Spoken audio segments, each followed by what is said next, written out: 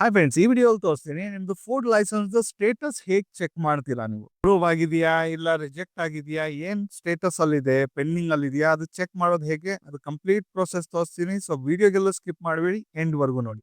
So ಇವಾಗ ನಾವು open ಮಾಡ್ಕೊಂಡಿದ್ದೀವಿ ಫೋಸ್ಕೋಸ್ದು ಒಂದು ವೆಬ್ಸೈಟ್.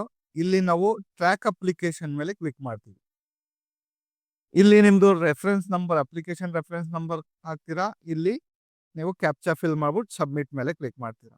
ರೆಫರೆನ್ಸ್ ನಂಬರ್ ನಿಮ್ದು ಅಕ್ನಾಲೇಜ್ಮೆಂಟ್ ಅಲ್ಲಿ ಇರುತ್ತೆ, ಅದು ತಗೊಂಡು ನೀವು ಇಲ್ಲಿ ಟೈಪ್ ಮಾಡ್ಬೋದು.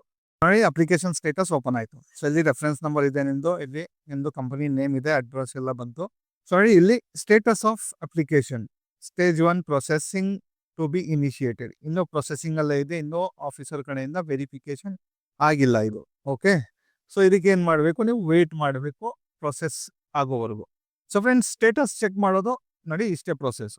ಸೊ ನಿಮಗೆ ಏನಾದರೂ ಒಂದು ಫುಡ್ ಲೈಸೆನ್ಸ್ ಇಲ್ಲ ಸ್ವಿಗ್ಗಿ ಝೊಮ್ಯಾಟೊ ರಿಜಿಸ್ಟ್ರೇಷನ್ ಮಾಡಬೇಕು, GST ರಿಜಿಸ್ಟ್ರೇಷನ್ ಮಾಡಬೇಕಂದ್ರೆ ನನ್ನ ಪ್ರೊಫೆಷನಲ್ದು ನಂಬರ್ ಕೊಟ್ಟಿದ್ದೀನಿ, ಅಲ್ಲಿ ಕಾಲ್ ಮಾಡಿ ನೀವು ಡೀಟೇಲ್ಸ್ ತಗೊಬೋದು.